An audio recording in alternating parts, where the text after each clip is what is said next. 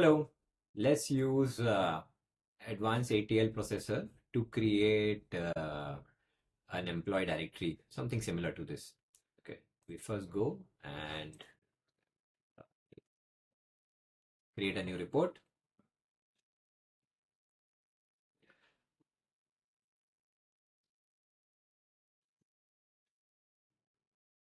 Load the data. For me, this is in the training database. My table is employee. Let's just get all the list.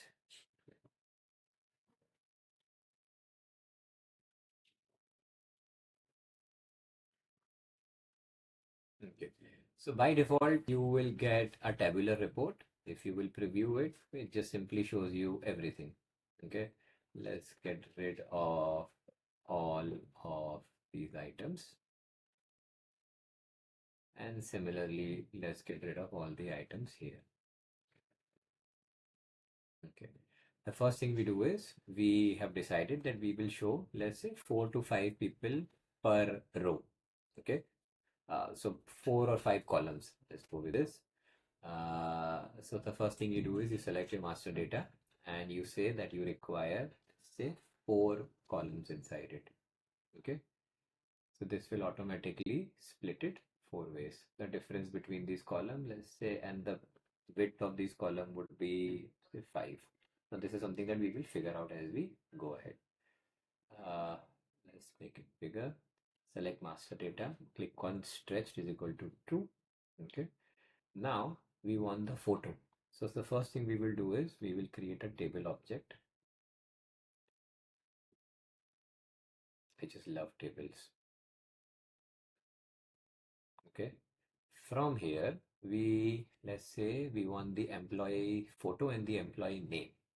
So let's get rid of all the additional columns. Let's say we only have 1 column, and let's say we have only 2 rows. Okay.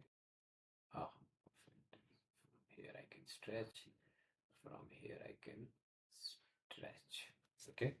Now in here, let's say the only thing I want is the employee first name. Okay. Inside this, I will I will create the picture object, drag it, click OK. Now my items are stored in the image on the hard disk. Select the image item, click on events, click on before print, and here we will have a simple code which is picture1, which is the name of this photo item here, dot file link colon equals, I believe. Let's see, image. Sure, I have some errors in this somewhere. Oh, wow, no errors. Here we have